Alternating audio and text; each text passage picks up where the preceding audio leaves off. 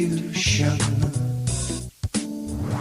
It doesn't mean anything today. We live in a mental institution. 'Cause everything's crazy. They're doing away with borders. It's a new world. It's a new day. There is a new world order coming to your town. You better get ready. You better get ready. It's a new day. It's a new way. It's a new day. It's a new way.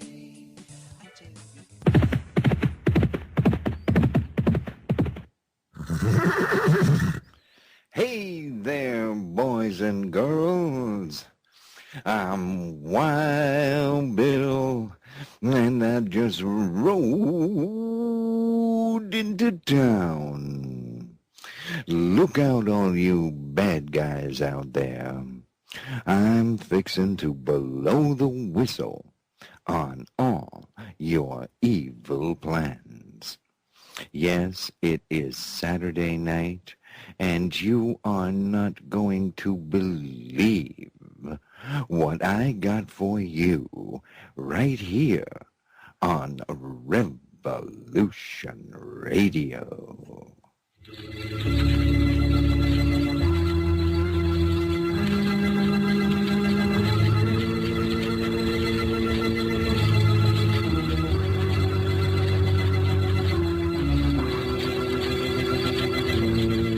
Who knows what evil lurks in the hearts of men? The shadow knows.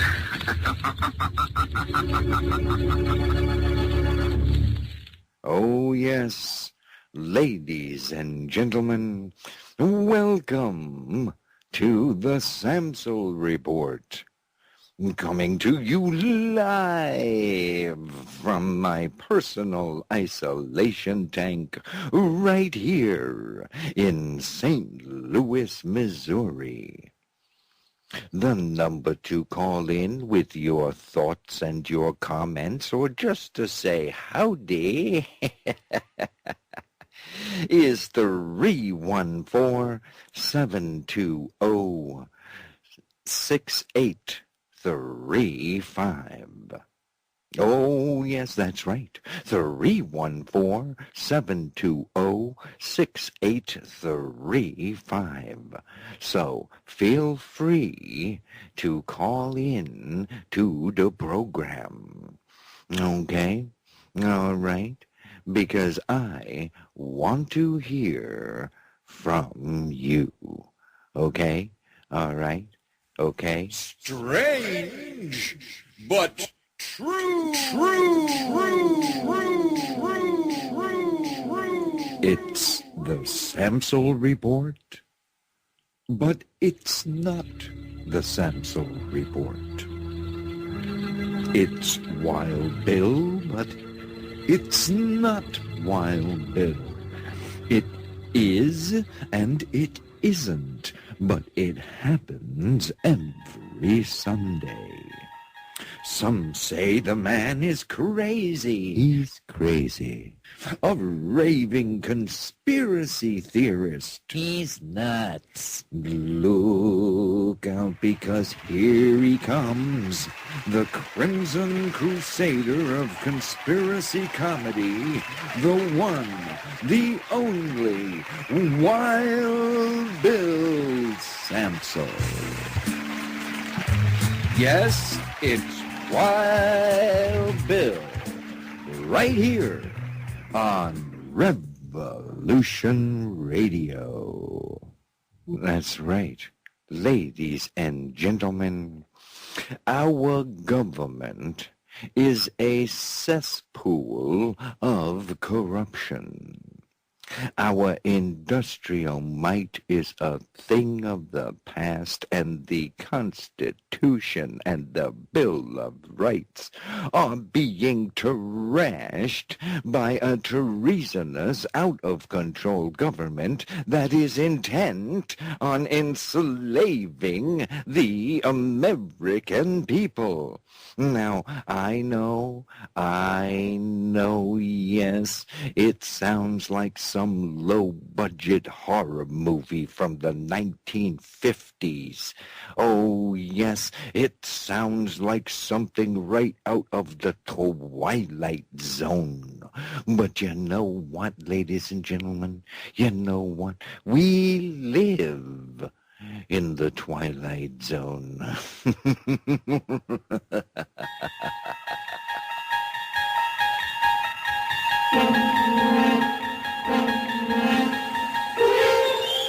You're traveling through another dimension, a dimension not only of sight and sound, but of mind.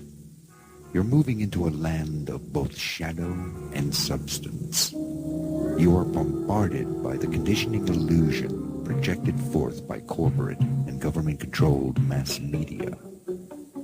A world of mind-controlled automatons, unable to think or speak out or stand up for themselves.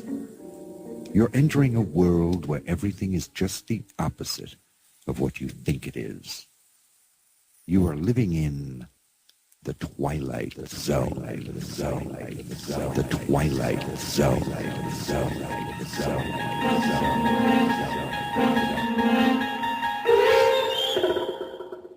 Man, oh man, ladies and gentlemen, we live in the Twilight Zone. You know, the mainstream media is a weapon being used to control and dumb down the American people, even as they are raped financially, their rights and liberties trampled upon, and America destroyed by design. And now it's time for an important message, especially for you listeners out there. Oh, yes, because this program on Revolution Radio is listener-supported. So send us money. Oh yes, because only you can support informative, innovative, entertaining, and fabulously original programs just like this one. Yes, it is Wild Bill's Headline Roundup on Revolution Radio. You know what?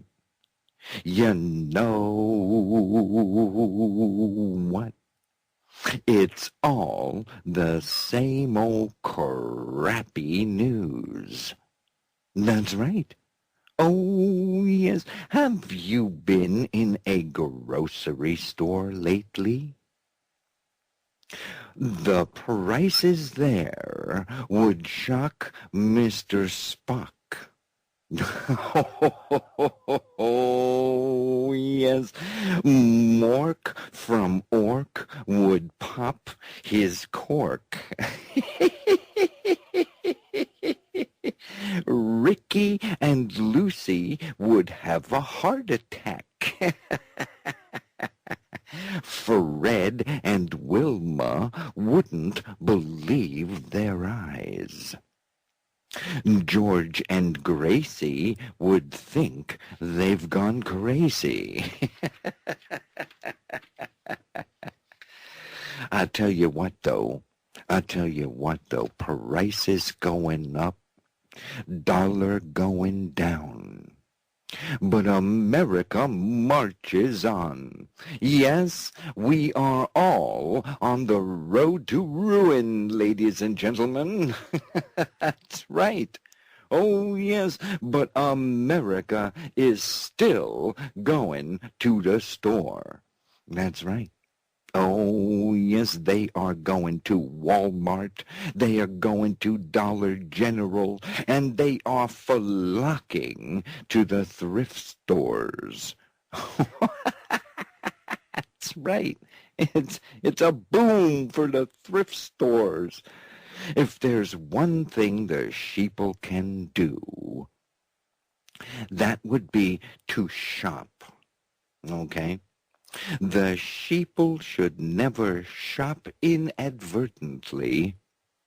The shopping of sheeple is surely a certainty. Let's go to the store. To the store let's go. For the cheap Chinese crap that the sheeple love so. So enough of this silly nonsense. Buckaroos, do you know what time it is? Do you know what time it is? Well, let me tell you. Let me tell you what time it is. It's time for Wild Bill's Headline Roundup. Oh, yes. Oh, yes. All the news that you won't get in the mainstream media. That's right. It's time to saddle up with old Wild Bill, and we gonna round us up a whole mess of them there headline critters. Okay? All right. Okay, buckaroos, are you ready to ride? Are you ready to hit the trail? Okay, let's ride, boys and girls.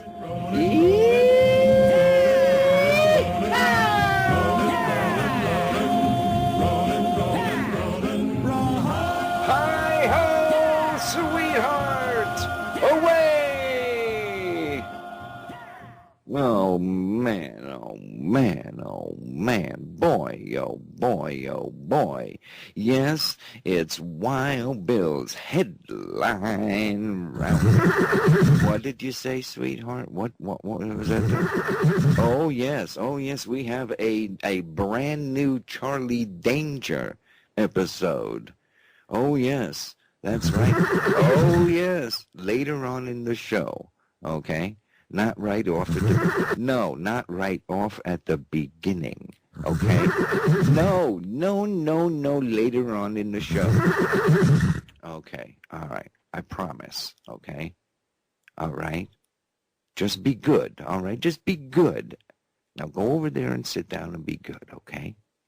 All right? Okay, all right.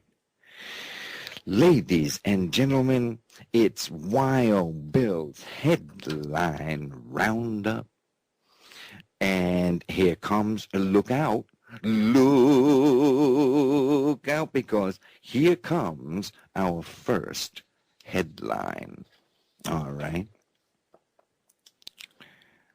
You think the Bundy Ranch thing was unique? Our first headline. Federal land grab comes to California at Vail Lake.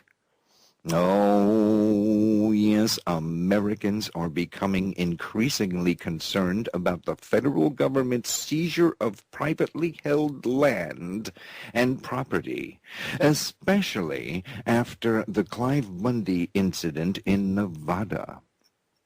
Now, another landowner, Bill Johnson of Temecula, California, claims that his property at Vail Lake, the largest privately owned lake in California, is being threatened by county, state, and federal governments.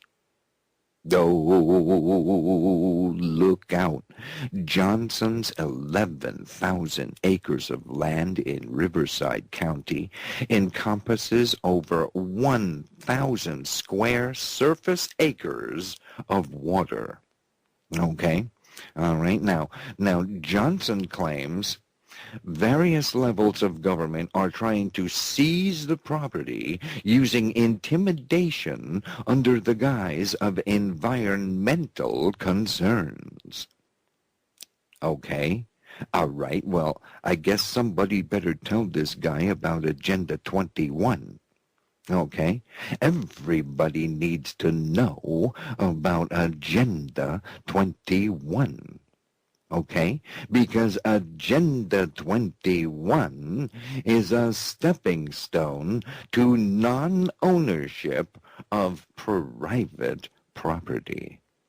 Oh, yes, that's right. You heard right. That includes moving people from rural areas to sustainable cities. Look out. Yes, sustainable cities where they can be monitored 24/7 while everything belongs to the state. Okay? Now, you've heard about the corridors. Have you heard about the corridors? The highways with no exits? No scenic little country towns? Because all that rural land belongs to the government. That's right, the world government.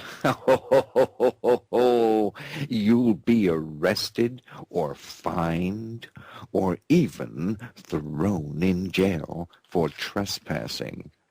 Oh, yes. Now, does that sound like the plot of some B movie?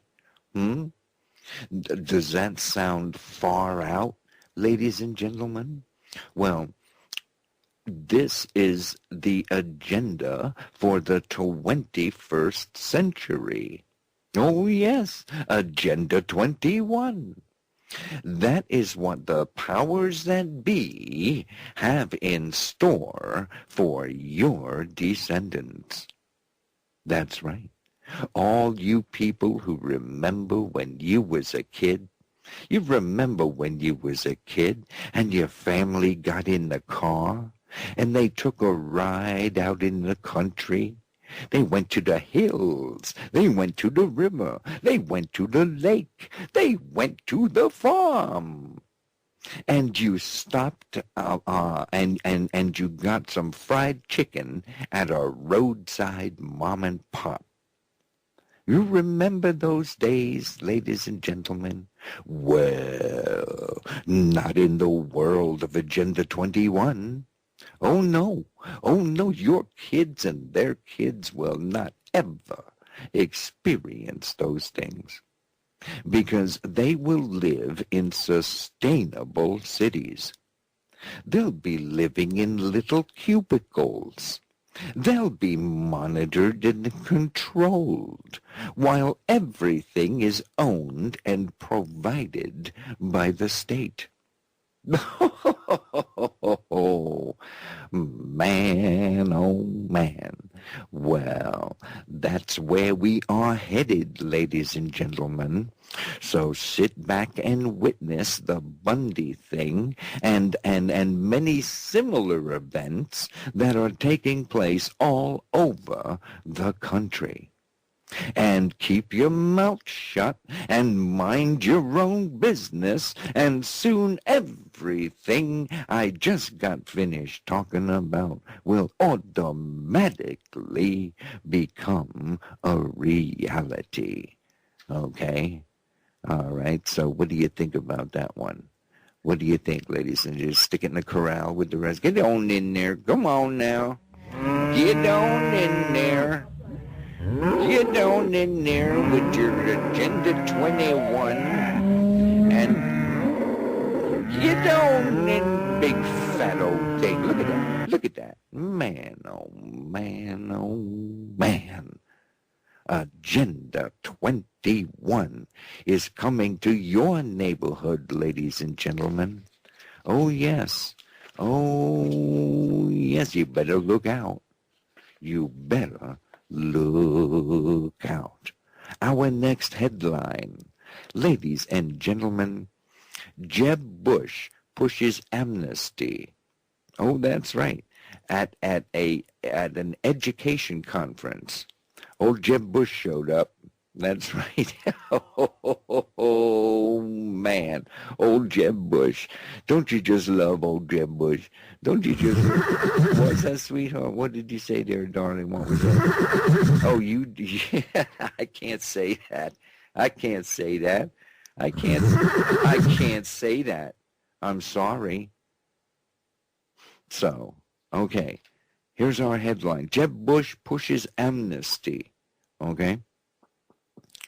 At a prominent conference of education innovators, former Florida Governor Jeb Bush, who is considering a 2016 presidential run, called for more guest worker programs and a push to amnesty for all of the country's illegal immigrants. Man, oh man, oh man. Bush said that it was not an American value to have 12 to 13 million people living in the shadows. And he spoke about the need to protect borders and sanction companies that may hire illegal immigrants. Okay, now, hold on a second here. Just hold on a minute. Hold on a second here. It's not an American value to have 12 to 13 million people? Well, hold on a minute now. I think it's more like 30 to 40 million people living in the shadows. It seems to me that they are living quite openly. Oh, yes, but we need to protect our borders and sanction companies that hire illegal immigrants. Okay? All right. Now, how do you like that? Huh? He said two different things at the same time. That Jeb Bush. Well, you know, they're all good at that. They're good at that. They say two different things at the same time. But in the same sentence, now that's something else right there. In the same sentence. We must protect our borders and legalize 40 million illegal aliens. Okay? All right? Well, that's what he said. Oh, yes, that's what he said. I heard him. That's what he said. That's what I said. He said. I said he said. That's right. That's right. So, he said we must sanction companies that hire illegals. Okay? How about companies that have that have moved their production to foreign labor forces? We gonna sanction them too? Well, we need more worker programs. Millions of Americans can't find jobs. Okay, so what we're going to do is we're going to have more worker programs so that more immigrants can find jobs. Okay, all right, now that makes sense to me. It makes sense to me. But I tell you what, old Jeb Bush, he went a step farther. He said illegally entering a foreign country in order to provide for one's family is an act of love. Oh, yes. Oh, yes, that's what he said. That's what he said. I don't make this stuff up. I tell you what, how fortunate we are How fortunate we are to have all these loving people flooding into our midst. Now that's what America is all about. Am I right? Am I right, Jeb? Am I right, Jeb? Good old Jeb. Good old Jeb. You know, he's a good old boy. He's a good old boy. That's right. Good old Jeb. Oh, my goodness. My goodness. We live in the twilight zone, ladies and gentlemen. Oh, yes, we do. My goodness. Well, here's another one. Here is another one. Our next headline. Jeb Bush. Illegal aliens committed an act of love. Hey, this act of love thing has caught on in the media's attention. So they're milking this act of love thing, okay? Republican establishment presidential hopeful Jeb Bush spoke about the topic of amnesty, and he said the laws that illegal aliens break are different from other laws. That's right. Bush said that people who came to this country illegally have committed no felony, for they are simply guilty of committing an act of love. That's right. Oh, you heard right, ladies and gentlemen. Bush claimed that breaking immigration laws represented a commitment to your family. Okay? All right. Well. Oh, my goodness gracious me. Is it just me, ladies and gentlemen, or what, you know? Is it just, what did you say there, darling? I didn't hear it. Oh, yes. Okay, all right. Well, according to Sweetheart, I'm doing it now. Okay? I'm doing it right now. It's time, ladies and gentlemen, for for me to play this little clip. Okay? All right, so here you go. Check it out. Yes, it's Charlie Danger, private detective. Charlie Danger, defender of the Constitution. And now, Charlie Danger, private detective.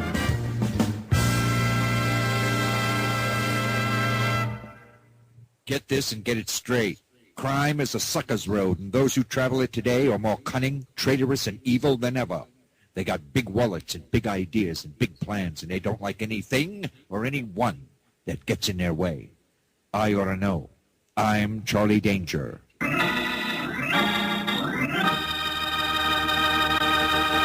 It was a cold, windy day as I sat behind my desk in my cozy little office waiting for a phone to ring that lately hadn't been ringing enough. I sat staring blankly at the wall, listening to the sultry sound of the sax player down the hall practicing for his next weekend's gig.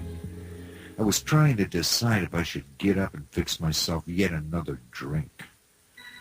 Suddenly the door burst open, and a beautiful blonde bombshell in a fancy evening dress that fit just right in just the right places strolled into the room. She stood there in her spiked heels looking utterly gorgeous and at the same time a little bit dangerous.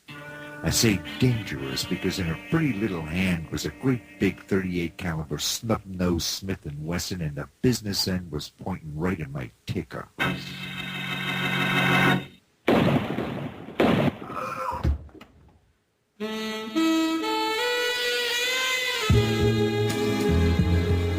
Yes, there are now 4 Charlie Danger adventures to choose from.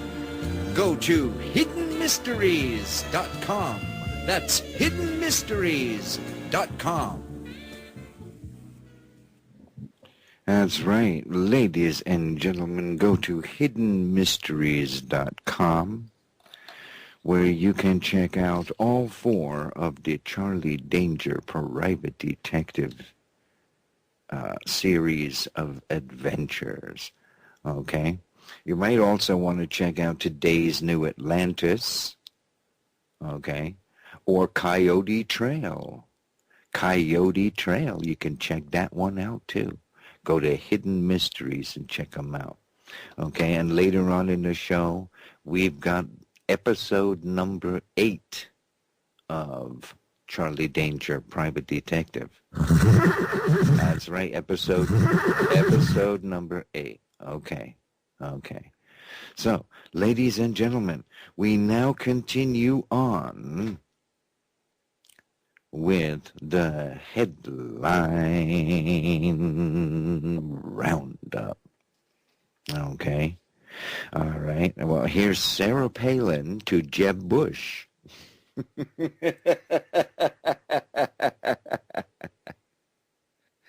Sarah Palin to Jeb Bush. They're called illegal immigrants for a reason. That's right. That's what Sarah Palin has to say to Jeb Bush. On Sunday, former Alaska Governor Sarah Palin reminded former Florida Governor Jeb Bush that no matter how much of an act of love he thinks illegal immigration is, it is still illegal. Oh, that's right. Well, that's what Sarah Palin had to say. That's right. And you can take that to the bank, okay? Because Sarah Palin ain't no prank. Oh, no. She just might run, just for fun. She's a straight-shooting, straight-talking son of a gun. That's right. That's right. Man, oh, man. Oh, now, oh, no. Oh, no. Oh, come on now. Come on now. Oh, how did they get out? Did you let them out? Did you let them out? Did you let them out? Did you? Why did you do that? Why did you do that? Well, now, what are we going to do? They're all... Come back here. Come back here. They're all over the place. She let them out. She let the sheeple out. No. Okay, all right. She let the sheeple out, and then she ran away. How do you like them apples? Man, oh man. And you know, when they get out, they just wander all over the place. They have no idea what's going on around them.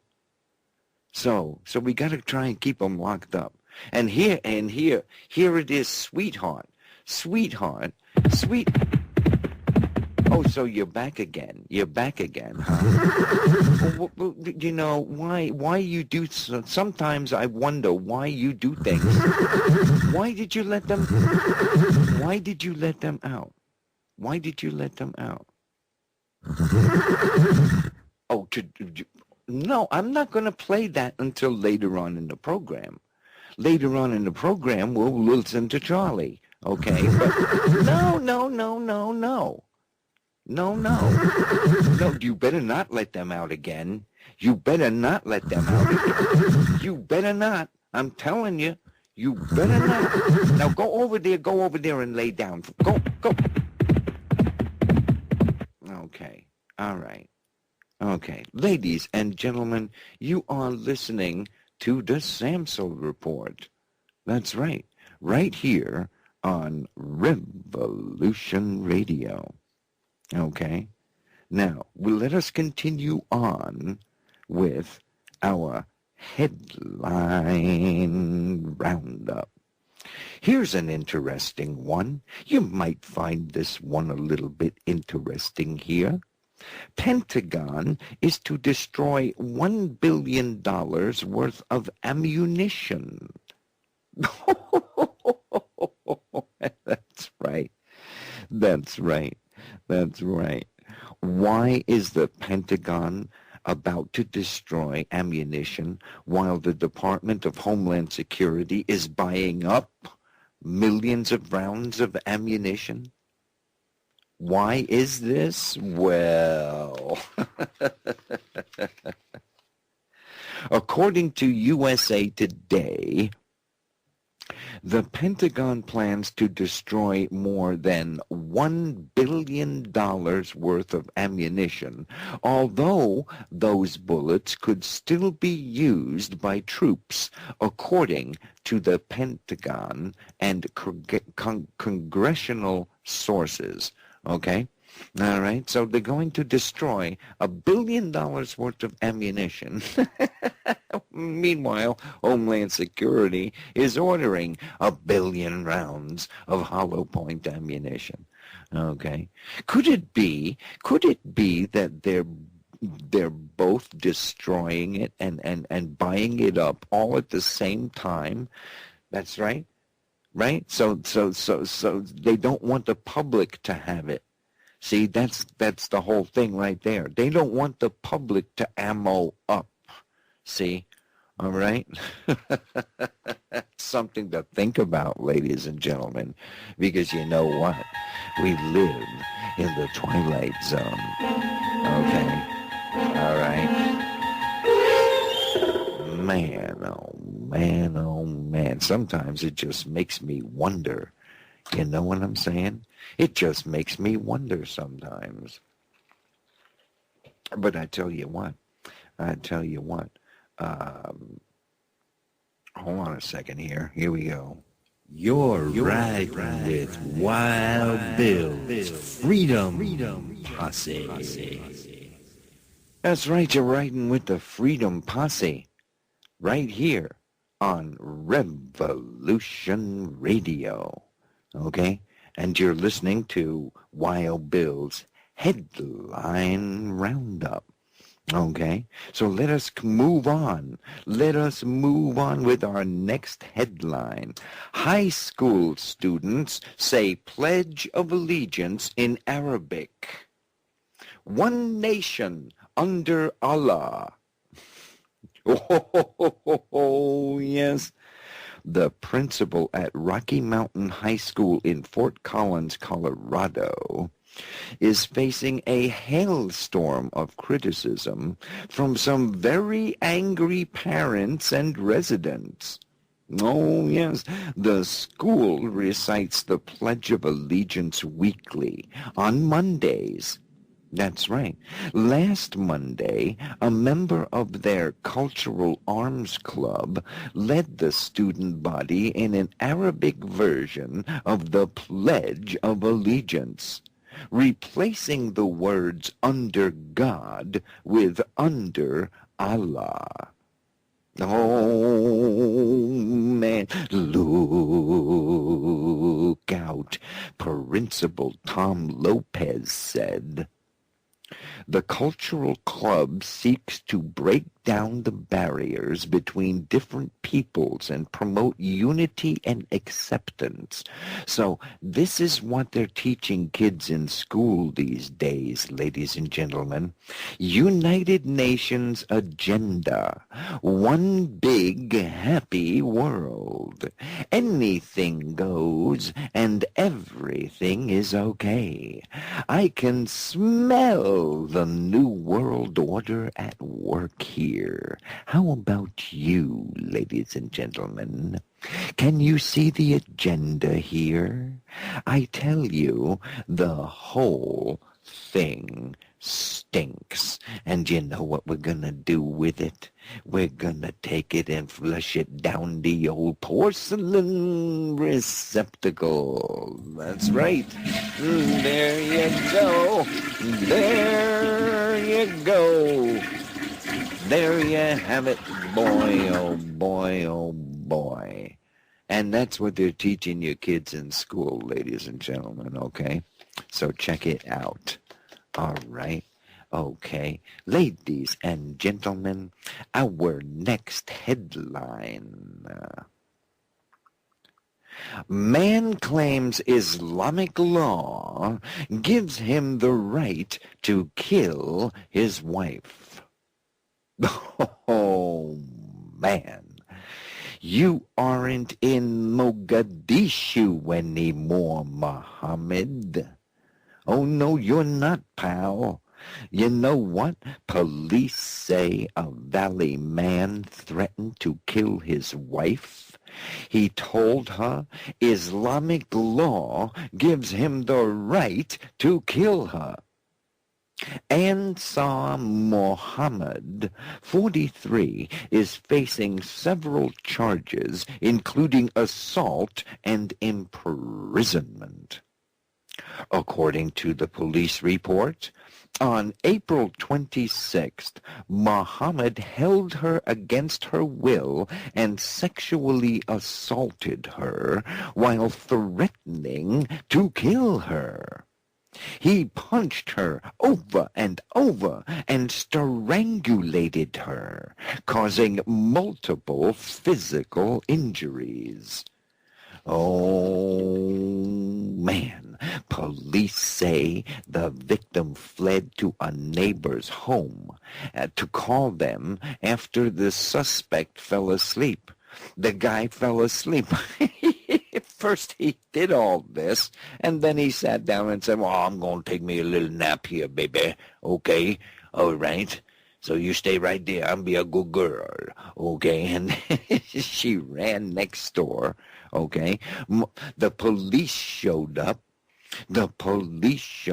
And Muhammad was detained outside his residence when they arrived. Okay, but he refused to make any statements.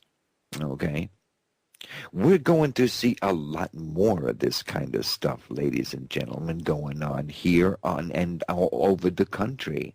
That's right. The more they keep importing more and more of these Middle Eastern Muslims, the more and more you're going to see this kind of thing. But then, hey, anything goes, right? We're all one great big happy global family, right? Am I right? Unity and acceptance, right? Right? Am I right, ladies and gentlemen, boys and girls?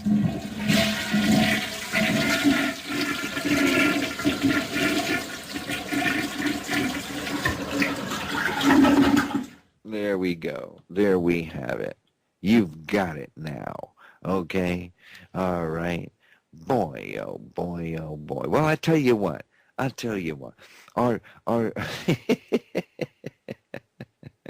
Are you having a good time out there, ladies and gentlemen? Are you having a good time out there? Are you sure? Because, we try real hard. We're working real hard here to try and make this entertaining, enlightening, make it interesting, grab you, make you draw you right into the whole thing, right? Okay?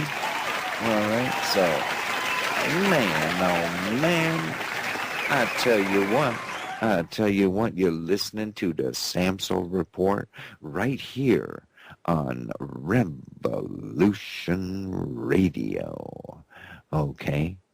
All right, so let us continue on with our headlines. Ladies and gentlemen, our next headline.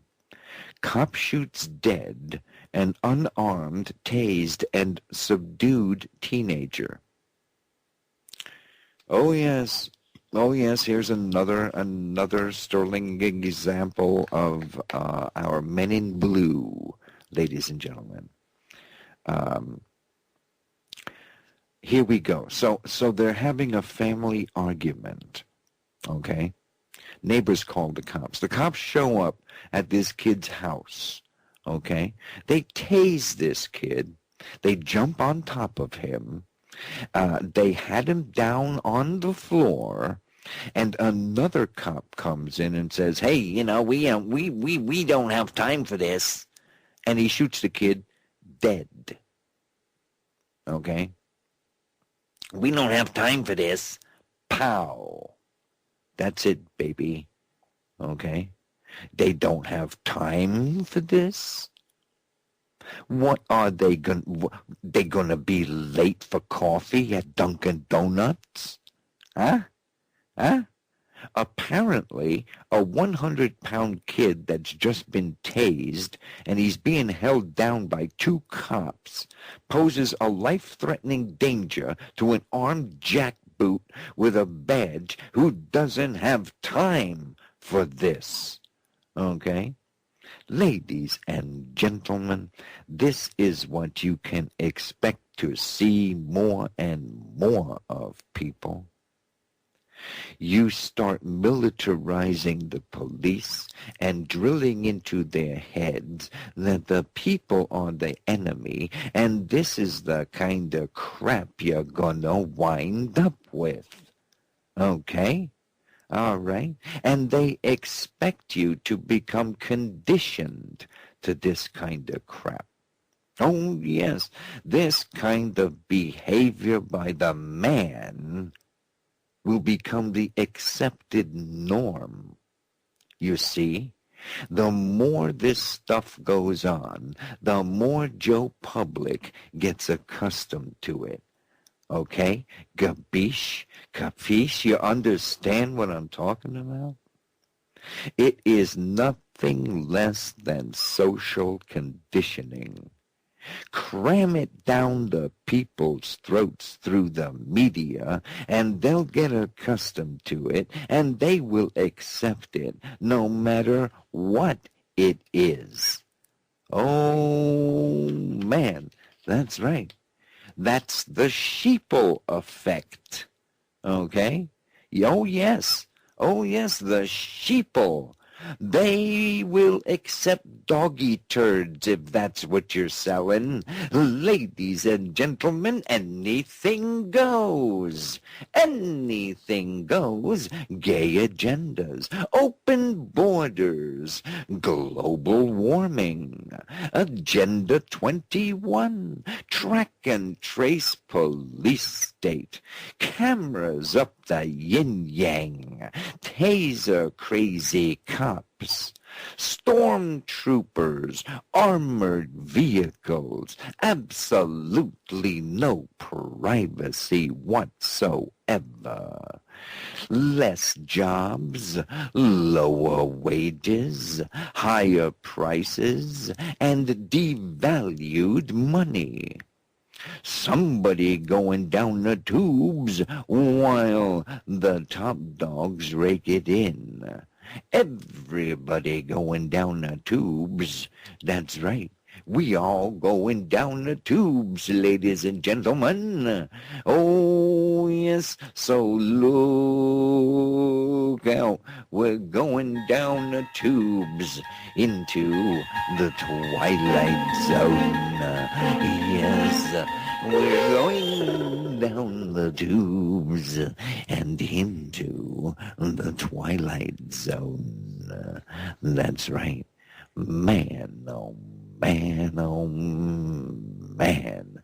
So while America runs around with their underwear showing for all the world to see, and while everybody buggers everybody else who's getting buggered by the big boys, look out for the man. That's right. Look out for the man. Okay. What? No. Later on in the program. Okay? All right? We're not even finished with the first hour yet over here. We're not even finished with the first hour. What's the problem with you? Don't you understand me when I speak English? Huh? Okay. All right. Okay. Ladies and gentlemen.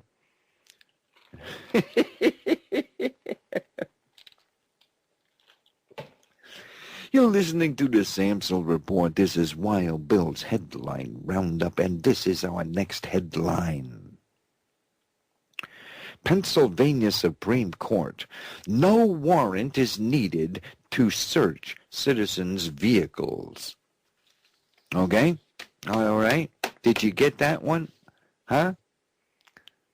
Philadelphia, May 2nd, 2014.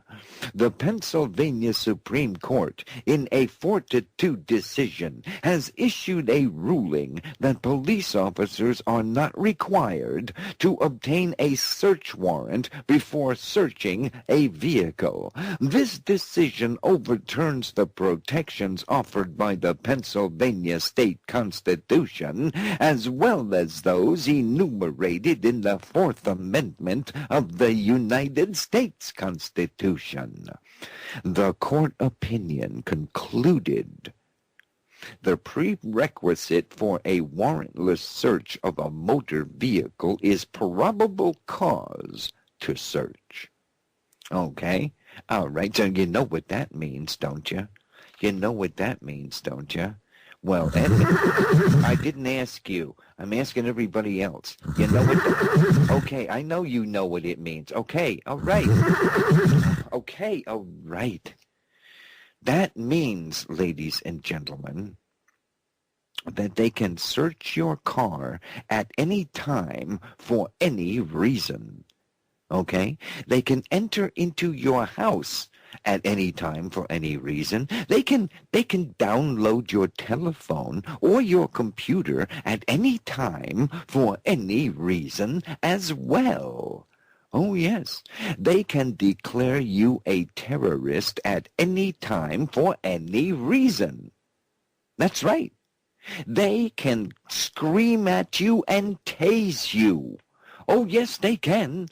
They can point guns at you and your family. That's right. They can shoot your dog. Oh, yes, they can. And they will keep on pushing the envelope until somebody says otherwise. That's right. Until some schmuck out there stands up and says, hey, no, you don't. Okay? But that's what's happening, ladies and gentlemen. That is our brave men in blue. That's right. They're out to serve you, to serve and protect. Oh, that's right. So look out. Look out. Stick him on in the corral. Get on in there. Get yourself on in there. Get on in there. Man, oh man. I tell you what, militarizing turning them all into RoboCops. That's what they're turning them all into RoboCops. That's right. That's right. Turn them all into RoboCops. Man, oh man. I tell you what. Boy, oh boy, you're listening to the Samsel Report. Oh, yes, and it's your own damn fault, too. It's not, hey, it's your own fault. You're sitting there listening, right? Am I right? Huh? Boy, oh boy, and it's all worth your while, too, isn't it? Isn't it? It's just making you smile, isn't it? Making you laugh, huh? Huh? A little break from all this bull that we watch and that we were surrounded with every day. Right? So anyway, you're listening to the Samsel Report right here on Revolution Radio. And now what? No, we're going to take our break now. It's break time. It's almost break time here. You understand? You capiche? You know what I'm talking about? It's almost break time, okay? So we're going to go do that. We're going to go do a break, because my psychic ability is kicking in now. Every day, every week, at this same time, my psychic ability kicks in, and the next thing you know, I'm connected to the universe, to the all that is, through my crown chakra, say, and grounding through my feet into the Mother Earth, and so we have this circuit of white, divine, intense light that tells me, it says, look out, baby, look out, 'cause here come the commercial, here come the break. Look out, mama. Look out, baby, because here come the break. Here come the break. Here come the break. Look out, mama. Here come the break. Here come the break. That's right. That's what I'm hearing in my mind. Okay? It's break time, right? Am I right? Am I right? Come on. Come on. Hit me with it. Come on. I dare you. Come on. Hit me with that break. Let's go. Come on. Hey.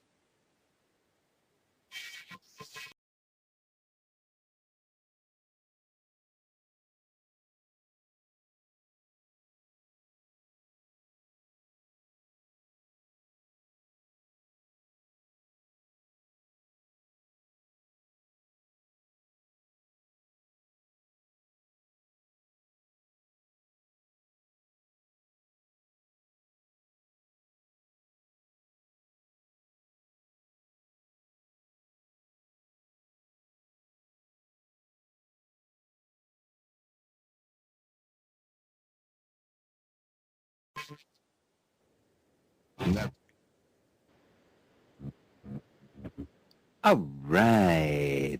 Ladies and gentlemen, we are back. This is Wild Bill's Headline Roundup right here on Revolution Radio. Free your mind,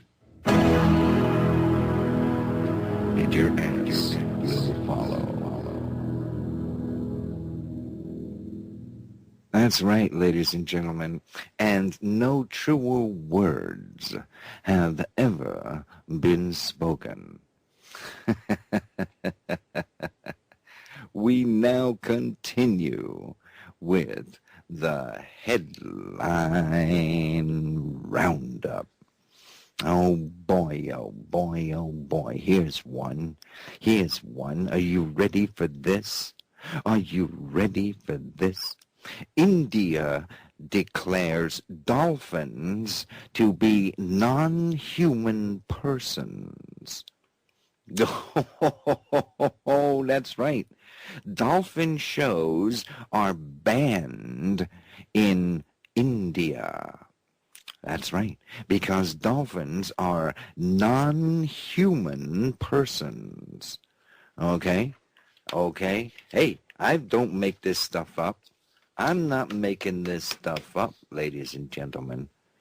India's Ministry of the Environment and Forests, that's the environment and forests, as if forests are something else besides the environment, but both of them all at one time, has decided to forbid the keeping of captive dolphins for public entertainment anywhere in the country. Okay? India, it is now taboo, ladies and gentlemen. Dolphins should be seen as non-human persons, and as such, should have their own specific rights. Oh yes, it is morally unacceptable to keep them captive for entertainment purposes. Oh, yes. Well, so says the Indian government. And, I would have to agree with them on that. Oh, yes. Dolphins they are highly intelligent. Oh, yes. For example, they are certainly more intelligent than the average sheeple. Oh, yes. Oh, yes, dolphins are highly alert and aware of their surroundings, while sheeple don't know, they don't care, and they don't want to know. Okay? All right? I'd say a dolphin is smarter than many of the dirtbags in Washington, D.C. Okay?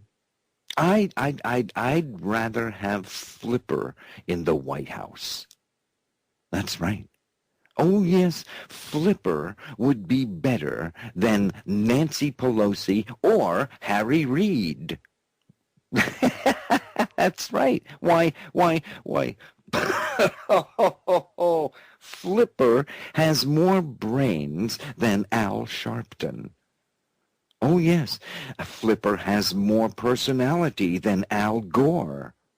Oh, yes, and Flipper is much prettier to look at than Hillary Clinton. Okay? All right. Now, come on now. Okay? All right. Yes, yes, when you get right down to it, you can trust Flipper. Okay? You can trust Flipper. Okay? That's more than you can say for them dirt bags in Washington, right? Right? Am I right? Huh? The dirty rats. I tell you what. And I tell you what, that's why Flipper has my vote. Oh, yes. Flipper has my vote. Ladies and gentlemen, would you vote for Flipper? Would you vote for Flipper? I would vote. Oh, that is, see? Everybody would rather vote for Flipper than Obama, right? Am I right? Flipper do a better job, wouldn't he? Wouldn't he? Flipper would be much more effective of a president, I do believe, in my opinion, and that's my humble opinion, but I do believe that. Oh, yes. So there you go. Ladies and gentlemen, boy, oh boy, I tell you what, man, oh man, well, there you have it. There you have it, ladies and gentlemen, there you have it. What was that, sweetheart? What did you say there, darling? What was that? Okay, all right, I know. Ladies and gentlemen, boy, oh boy, you know, you can be so insistent at times. You know that, don't you? I know. Lassie would never assert herself in such a manner in the middle of the program. I know. I'm going to do it. Okay? All right? So just calm yourself down now, okay? Would you do that for me? Would you do that? Okay. All right. Now, ladies and gentlemen, you've been listening to the Samsel Report. Oh, yes, you have. And this has been Wild Bill's Headline Roundup. So let's take a look in the corral and see what we done got in there. Oh, yeah, there they are. The whole bunch of them all in there. Man, oh, man, look at them all in there. Look at them all in there. My goodness gracious me. I tell you what. And then you got this other bunch over here. This other bunch, big, fat old, great big pot-bellied old fat old politicians in there, the big bankers. You got your Wall Street boys in there. You got there's the Clintons. There's the Obama administration. They're all up in there. There's Henry Kissinger over there in the corner. They're all in there, the whole bunch of them. So we did real good, ladies and gentlemen, and we kept the sheep in the corral most of the night. Okay, so that was good as well. Now, if you stop to think about it, ladies and gentlemen, what was that, darling? What did you say? I know. Okay, keep your pants on. Okay, all right. Okay, all right. So that's it for the headline roundup, okay? Because now you know what it is. It's time now. It's almost time now for the moment that you've all been waiting for, okay? You've all been waiting for the latest Charlie Danger adventure. Man, oh man, I know, because old sweetheart, she's been waiting. She's just, I know, that's what I'm doing it now, okay? Okay. So, in fact, we have a special treat. Oh, man, we have a special treat. We have, if I can drag her in here. There she is. We have the one, the only Terry Joyce. Well, Well, hello. There you are. Hey, Terry, how are you? You know, I'm doing really great tonight. I was listening to your report there. I love how free your mind and your ass will follow. That's a good. That's a good. I think that I can see that on a bumper sticker. Actually. There you go. Hey, let's make some bumper stickers. Hey, you know what? I'll wear a T-shirt that says that. There you go. There you go. Hey, it's a pretty good one. I'm surprised. Well, it was Sweetheart that thought of it, actually. It was Sweetheart's idea, yeah. That's right. It was her idea. I know. It was her idea. So. Oh, well, you know, she's got it. That's a great idea. We got to give her. You got to give her credit. Right. You know? Right. So, Terry, what's going on? How are you doing? What do you got in the can? What do you got? What's going on with you? What are you looking at in the future here? Well, you know, we are actually going to be on the Just Bernard show on Tuesday. Well, that's right. Yes, indeed. That's right. On Tuesday, the Just Bernard show. Yes, and you know, then I have my show on Revolution Radio on Fridays, right, from 2 to 4. So doing that, and you know, I've got also another show that I do on another network called Time for Hemp, timeforhemp.com, called Hollywood Hemptress Hour. So I have shows on that Tuesday, Thursdays, and Saturday mornings from 12 a.m. to 2 a.m. You know, me personally, I'm doing a stand-up comedy show in Kent, Washington, and I don't have the address in front of me. I should have looked that up before I opened my mouth. Oh, there you go. But Cinco de Mayo, you know, Cinco de Mayo is happening. Oh yeah, I saw that on the Facebook. I saw a little ad that you had out there. Yeah, okay. Yeah. So that's that going on. So yeah, it's been pretty busy lately. We had a big marijuana march here in Portland, Oregon today. Oh. Yeah, and it was a worldwide, not worldwide, but it was like United States, like 300 different cities were marched today, in different locations. So that's a little piece of news out there. There you go. You go. Hey, pretty soon it's all gonna be legal, man. They're gonna legalize it all. They're gonna have to, because it's the only thing that could save the economy, man. I know. Yeah, I do believe that. I used to joke around and go, hey, you know, why don't we just like make it a cannabis-based economy as opposed to gold? There you go. And, you know, it would never stop growing, right? You know, and you know, somebody actually said, oh yeah, you could press a hash coin, and but you know, you might end up smoking it, so there goes your money. There you go. Hey, have you heard the new Charlie Danger episode? Have you heard the new one? I haven't heard it yet, and I can't wait to listen to it. Oh man, boy, oh boy. I got the little clips of you in there, just in the right. Man, will you hear you? Oh, okay.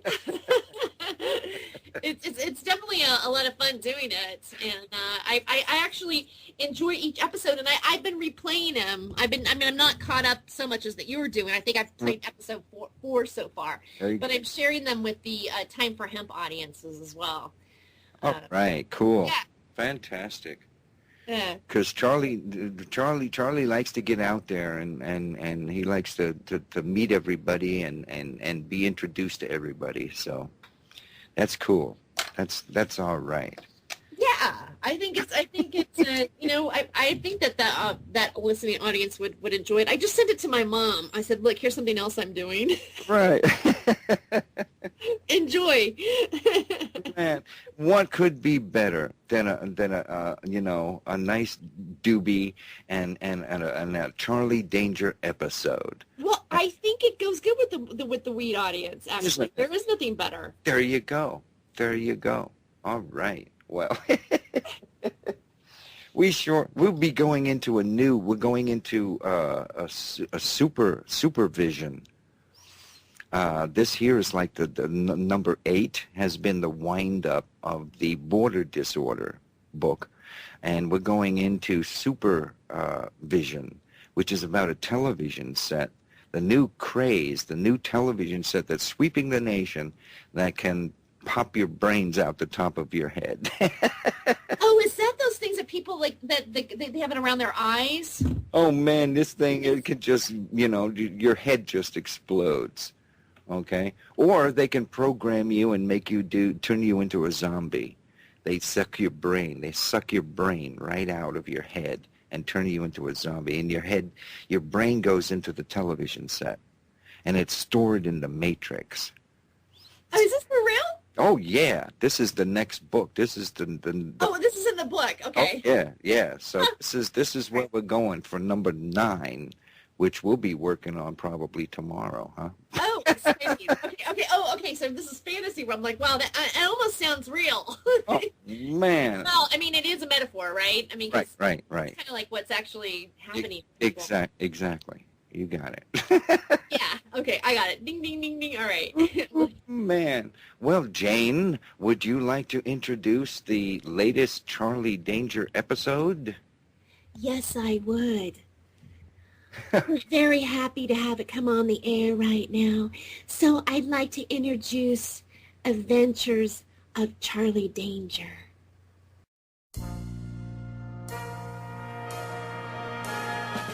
Yes, it's Charlie Danger, private detective.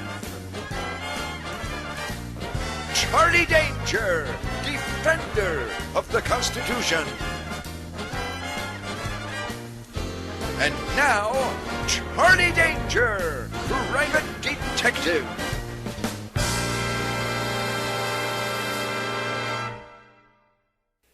The journey to Sedona had proved to be much less hazardous than I had anticipated. When we got to Tombstone, we had a pizza and a stagecoach to Tucson. From there, we hopped a cab to Phoenix. Once in Phoenix, we went to a used car lot where we bought a maroon '86 Ford E150 custom van. After that, it was an hour drive north on I-17. Sedona, Arizona is a scenic little town surrounded by red rock buttes and mesas, located right smack in the middle of the state. The airport sits on top of what's known as Airport Mesa. We drove up, parked the van near the quaint little terminal building, and then followed Fly out to a row of old hangars.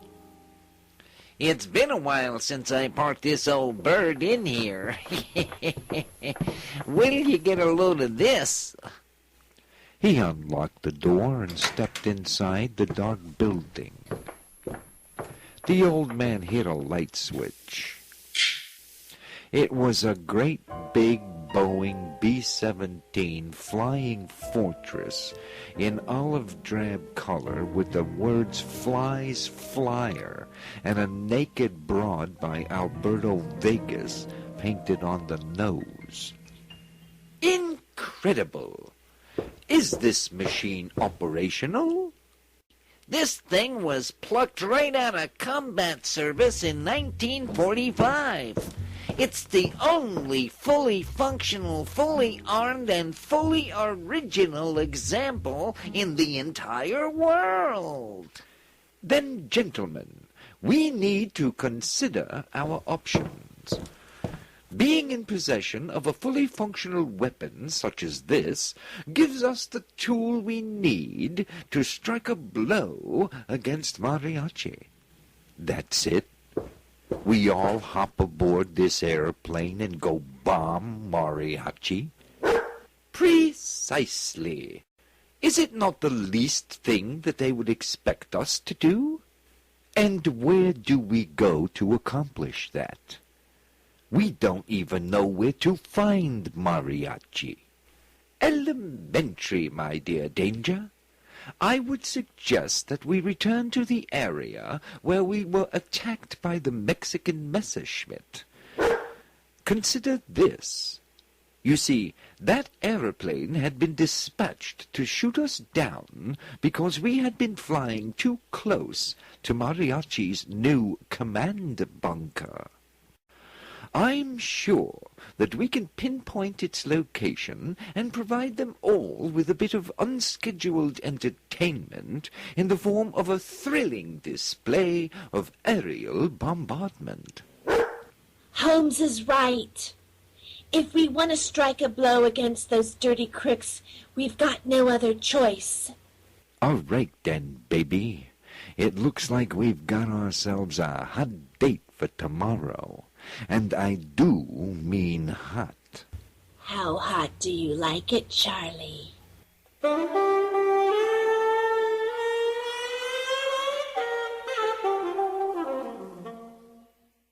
Sure, it all sounded crazy, and maybe it was. But sometimes when your back is up against a wall and everything seems lost and hopeless, that's when you buck up and do what you gotta do to get the job done. It was certainly no time to sit back and let a gang of traitorous criminals make monkeys out of every single red-blooded American citizen in the country.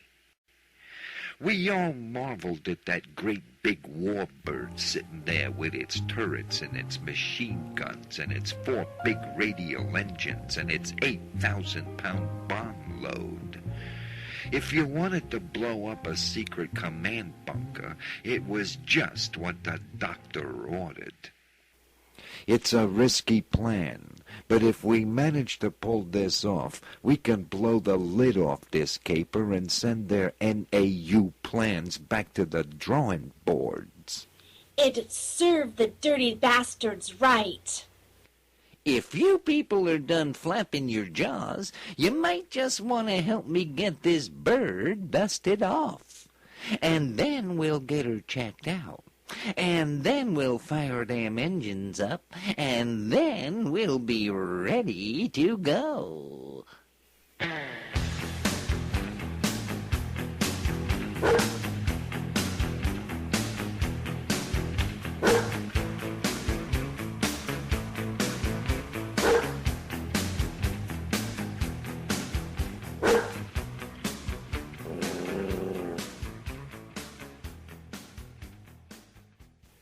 The place was huge.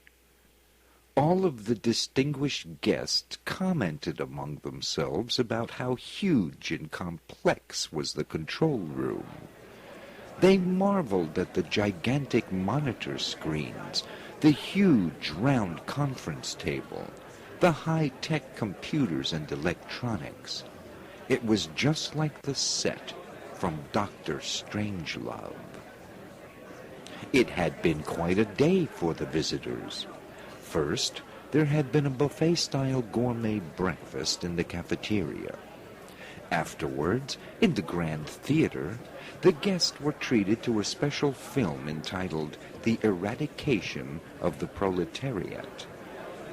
There was a brisk question-and-answer session afterwards, and then following that, there was wine and hors d'oeuvres back in the cafeteria. Finally, everyone had gathered in the control room to await Mariachi's special presentation. The murmur of the crowd faded away as the lights were dimmed down low. A single white spotlight beam shined down on a podium in the center of the room. There was the sound of footsteps in the darkness, and then suddenly the professor stepped up to the podium and into the light. Welcome to my command bunker. Having been entrusted with the responsibility for overseeing the NAU program, I soon found myself having to rely upon incompetent bunglers who could never properly follow my orders and always had an excuse for their failures. The room was as silent as a tomb. Therefore, I decided to take matters into my own hands, so to speak. I had this command complex constructed with my own funds. From this control room, I can monitor, coordinate, and direct all of the various elements of the NAU program. Suddenly, one of the giant monitors came to life with a towering map of the North American continent. The United States was in blue, Canada was in pink, and Mexico was a lovely shade of chartreuse. No, no, no, no, no. There is much more that can be done, said the professor. Another giant monitor sprang to life with a similar map of the continent, except that this one was completely yellow and had a smiley face in the middle. The ultimate goal is North American Union. Therefore, I have devised my own plan to ensure its success. I now have the means to guarantee the success of the NAU program. I shall now unveil to you the super weapon which will ultimately destroy the United States. Suddenly, the whirring of motors could be heard as a giant ray gun device descended from the ceiling. A murmur drifted over the crowd. I have devised the Mark V disintegration weapon. Another murmur drifted over the crowd. Shut up until I am finished. Motors whirred again as the weapon slowly turned until it pointed at the bulk of the audience. Mariachi continued. 2 of these weapons are orbiting the planet as I speak. Our friends in China launched them 2 weeks ago under my direction. Yes, and I control them from this control room. You see, and in 48 hours, when they are strategically in place over the United States, I shall completely disintegrate the borders once and for all.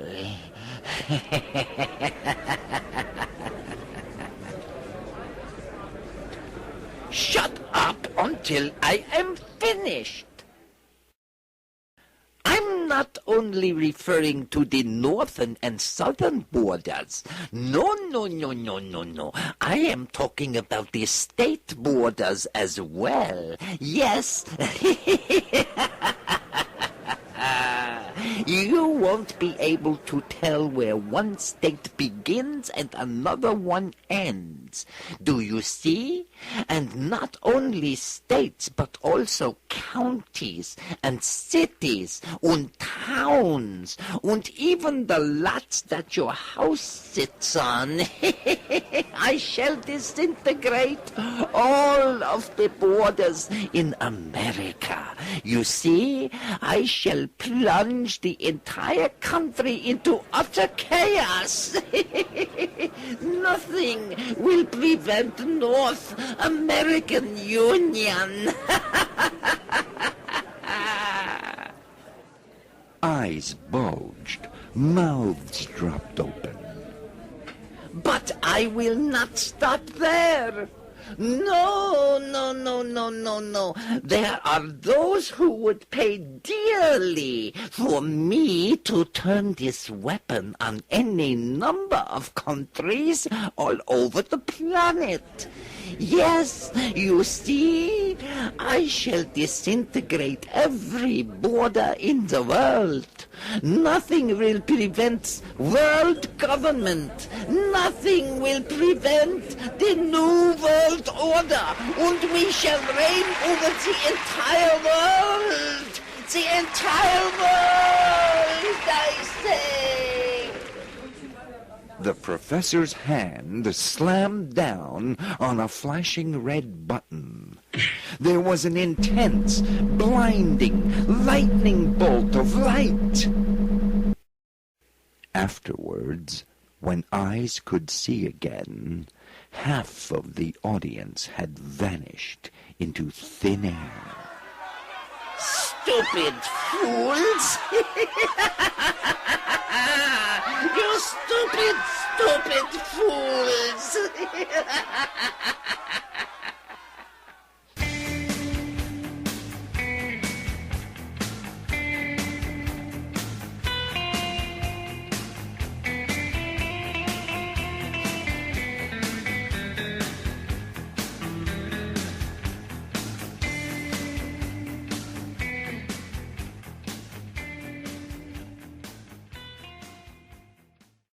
As the four Wright cyclones roared to life and the entire airplane shook with vibration,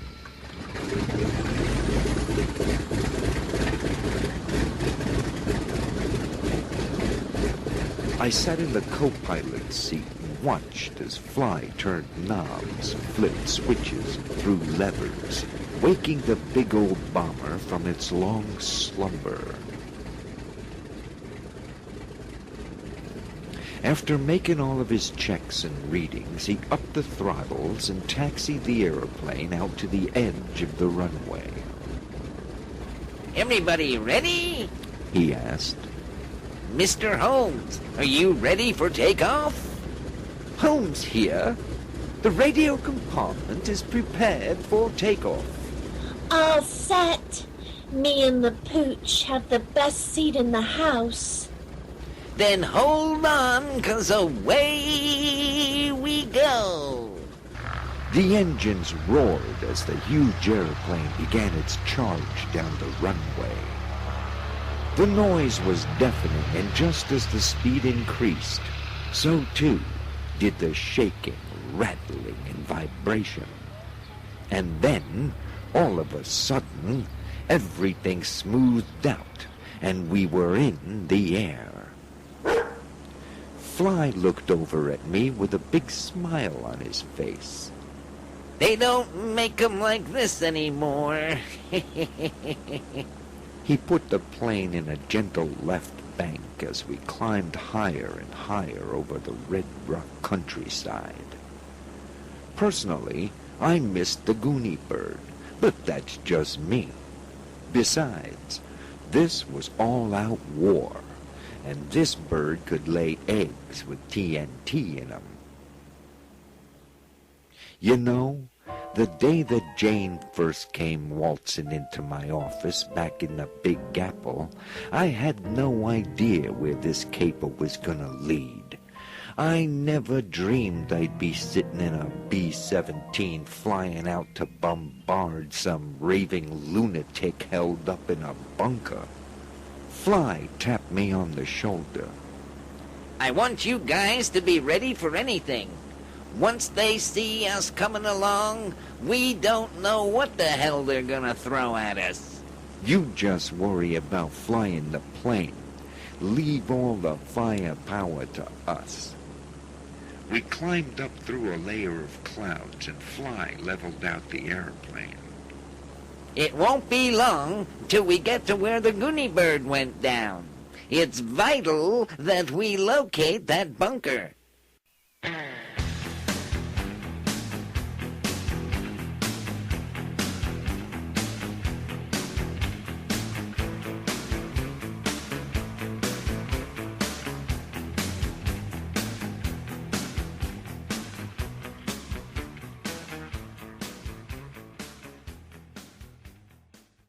What remained of the audience had left the control room and were making a mad dash for their cars.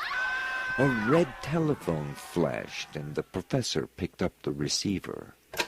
This is Professor Mariachi here. Sir, radar has picked up an inbound aircraft. It is 12 miles out and closing. Put it on the big screen. Instantly, one of the gigantic monitors flashed the image of the radar screen. A white blip designated the position of the incoming airplane. Sound the alert.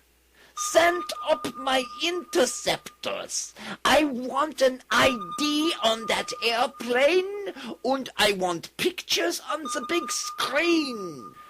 Suddenly alarms sounded all over the complex. Men ran, stumbled, and got up and ran again to their battle stations.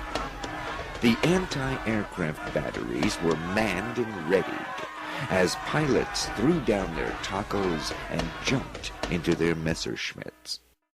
Within minutes, they were in the air, engines straining for speed and altitude.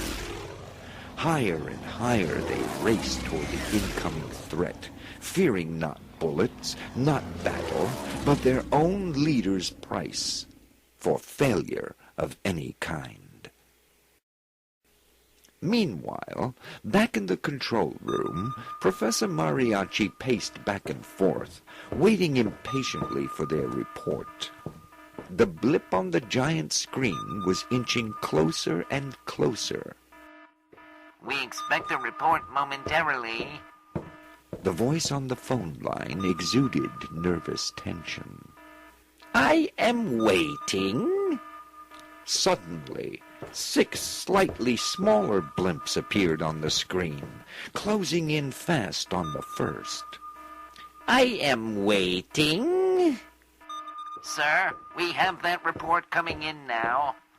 The aircraft has been identified as a 4-engine propeller-driven bomber of Second World War vintage. We have visual coming in now. In a flash, real-time images of the approaching bomber appeared on the big screen. Mariachi couldn't believe his eyes. No, it couldn't be. It's that pain in the ass Charlie Danger and my arch-enemy Sherlock Holmes. How dare they interrupt me when my hour of glory is so close at hand? No. This is totally unacceptable. I will not stand for this. Our planes are awaiting orders, sir. Shall I send them the go-ahead signal? Shoot them down! Do you hear? Shoot them down, I say! Destroy them! Kill them! Do I make myself clear? I want them dead! Dead! Dead!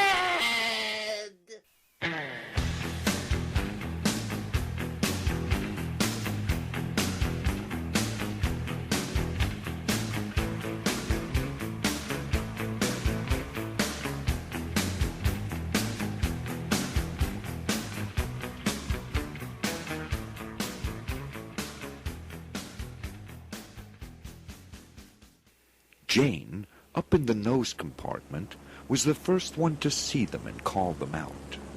6 Mexican Messerschmitts at 2 o'clock.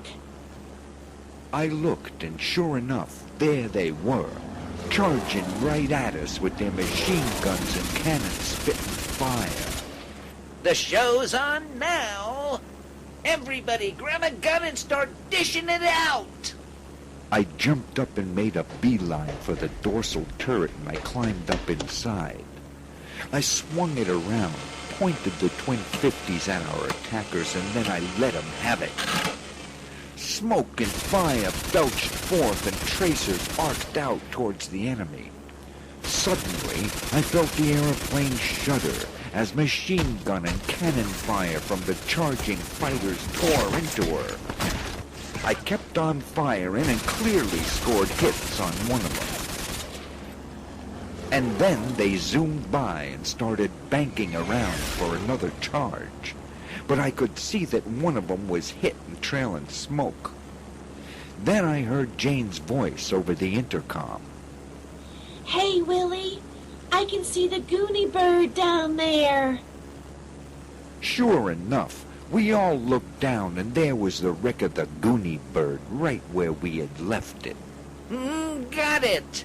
Now we start looking for signs of that bunker. Well, don't look now. Here they come again. Sure enough, 3 were coming in from one side and 2 from the other. Come and get it, baby. Take that. And that. And that.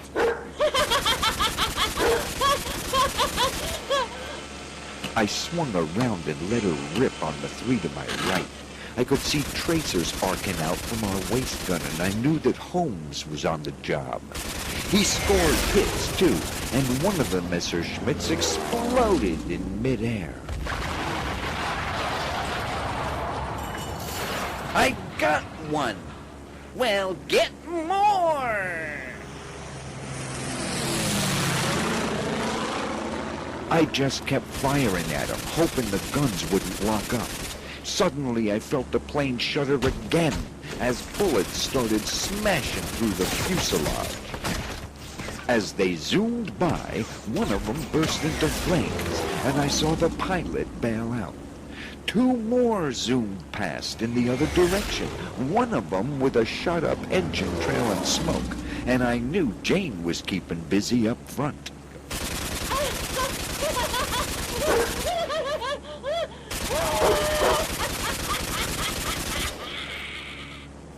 Does anyone see any signs of the bunker?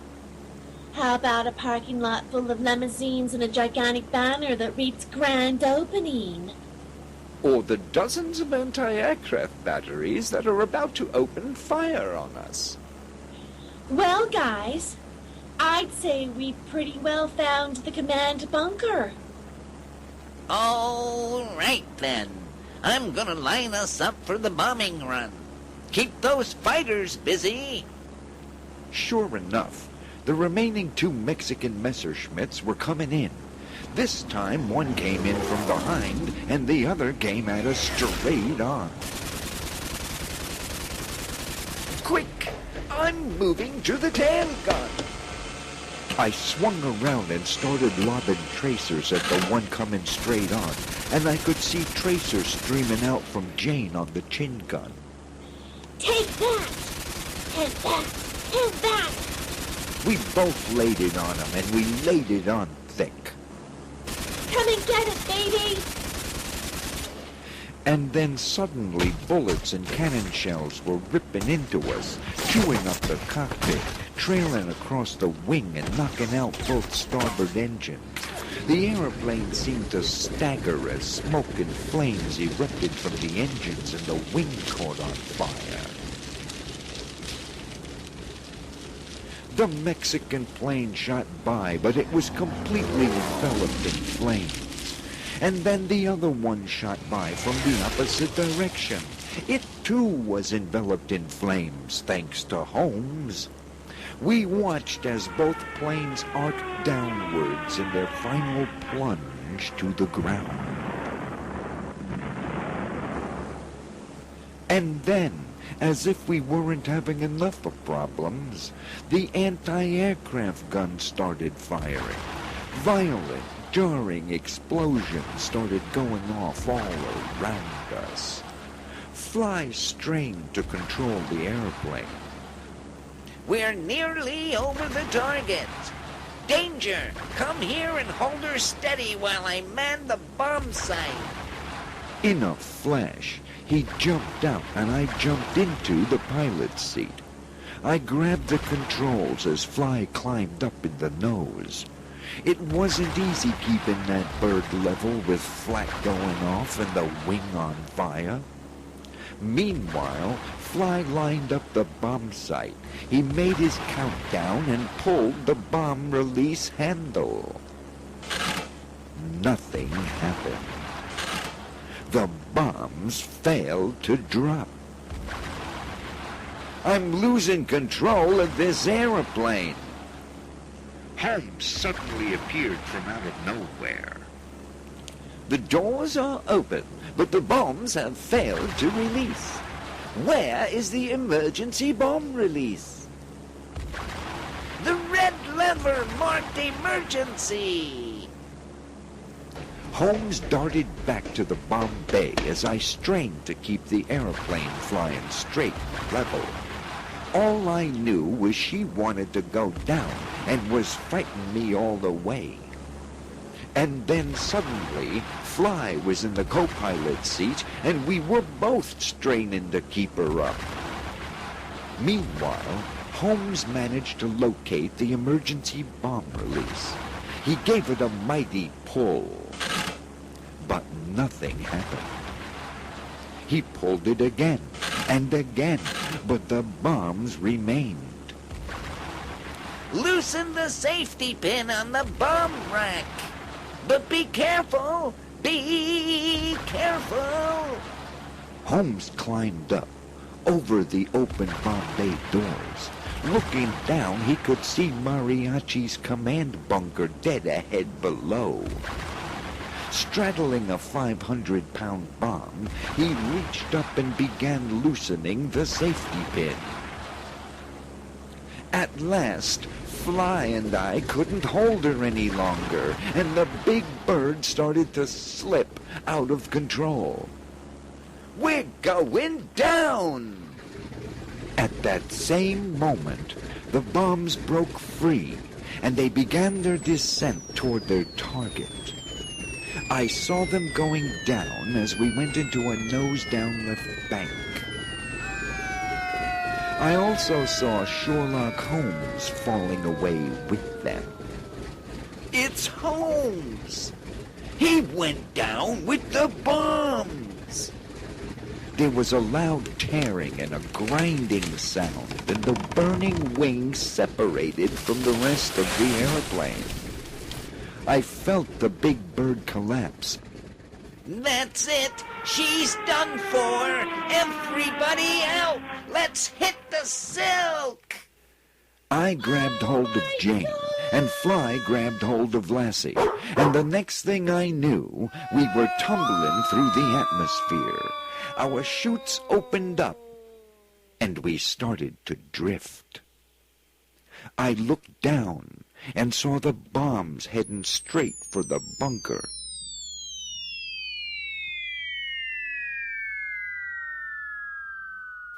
I watched Mariachi's entire bunker complex explode in several gigantic eruptions. And then one great big monstrous blast.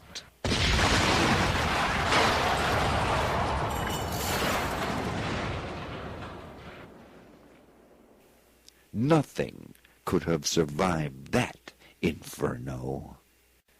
Afterwards, fire and billowing clouds of smoke were all that could be seen. We drifted downward about a mile before we touched down on the ground, about 30 yards away from the wreck of the Goonie bird. We just sat there, exhausted, watching the smoke rise and the sun go down.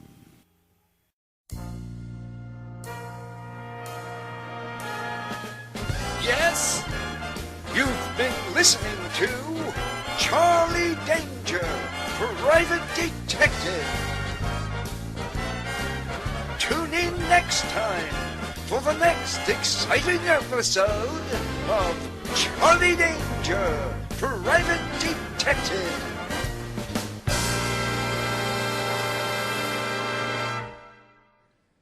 And there you have it, ladies and gentlemen, episode 8 of Charlie Danger, Private Detective.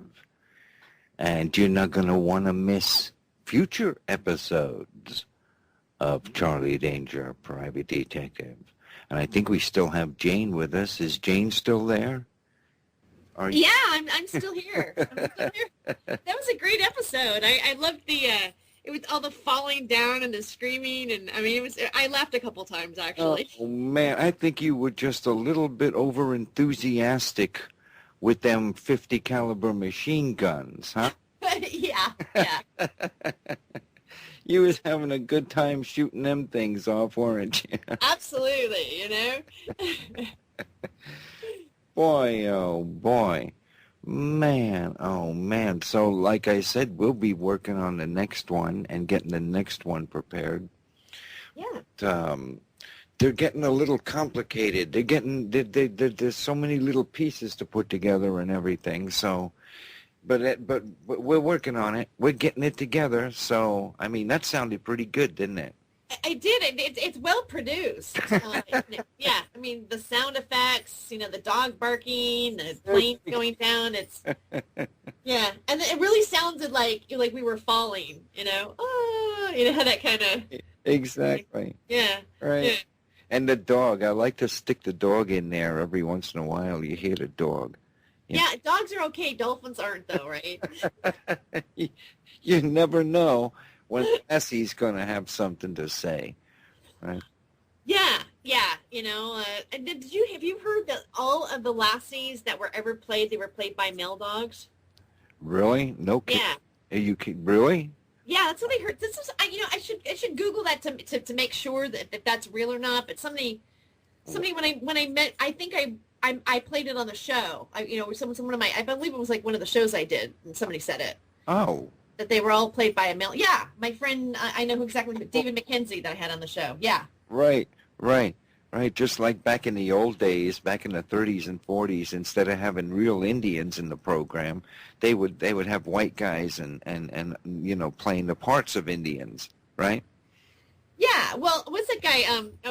What's that guy? The main, the one everybody used to like, John Wayne. He played Genghis Khan. I mean, that is terrible casting. Terrible. I said, who put him in here? Like John Wayne. Terrible. Yeah, it was Genghis Khan. Yeah. Wow.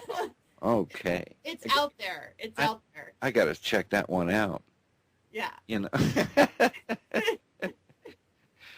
Well, I tell you what, me and Terry, we have a good time putting on these here, recording these here Charlie Danger episodes. And I hope everybody out there is enjoying them out there. And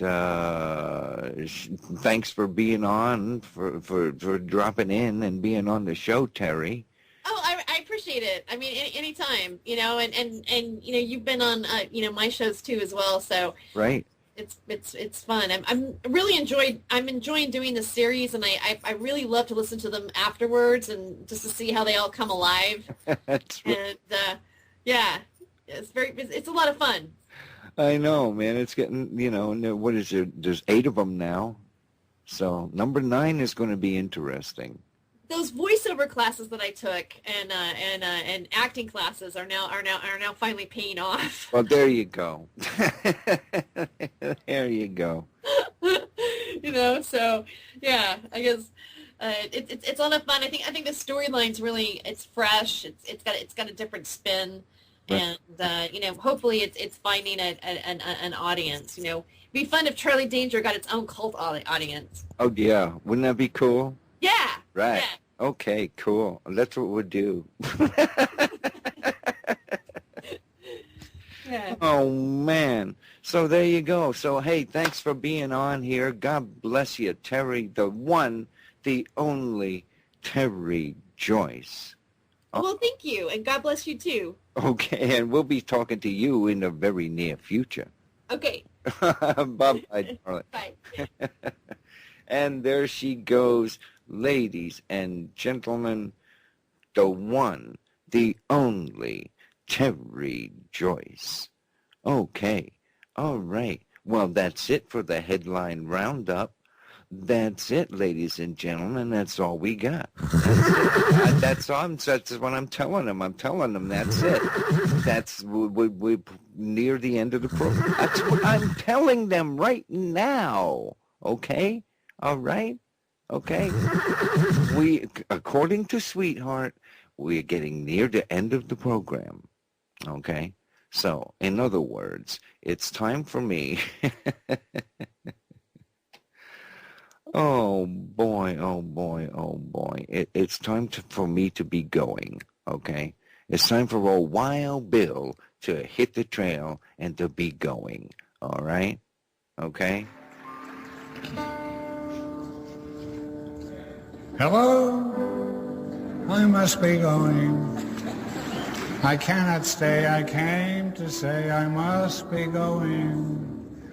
I'm glad I came, but just the same I must be going. For my sake you must stay, for if you go away, you'll spoil this party I am throwing. I'll stay a week or two. I'll stay the summer through.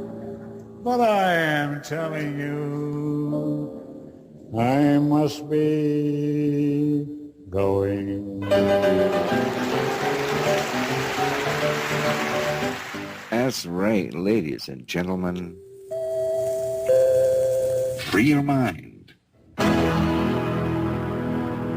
And your ass will follow. That's right, and no truer words have ever been spoken. You've been listening to the Samsel Report right here on Revolution Radio. You want to come back next week? Okay. That's right, buckaroos. You all want to come back next week. Same time, same place. Okay? All right. Because right now I'm getting these psychic vibrations. Oh, psychic vibrations are telling me, look out, here come the end of the program. The end of the program. Look out. Here comes the end of the program. My God, these things, they just pop into my mind. It's a psychic connection to the all that is. It says, and the program's over. It's finished. It's done. That's it. Kaput. That's the end of it right there. Okay? That's all there is. Okay?